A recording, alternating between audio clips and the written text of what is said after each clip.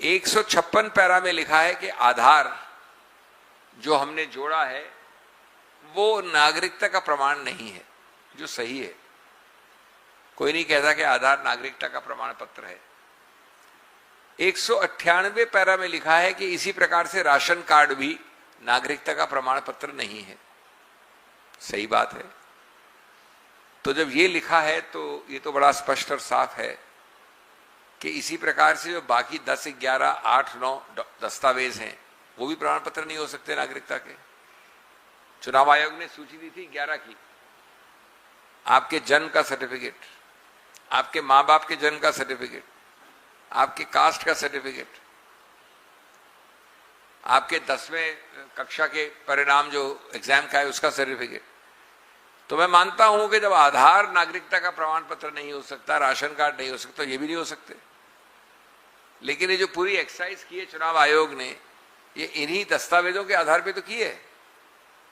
तो निष्कासन पहले, निर्णय बाद में। और एक अंतिम बात जो चुनावों के बाद की बात है, लेकिन वो भी एक बहुत बड़ा प्रश्न चिन्ह उठाती है।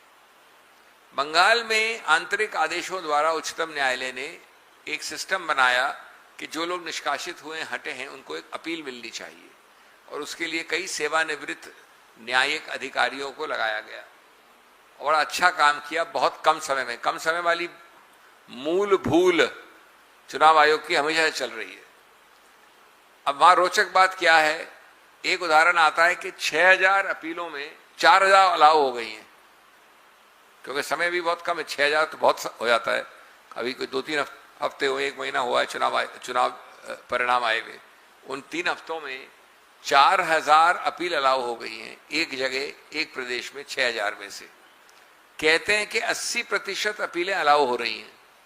इसका मतलब क्या हुआ?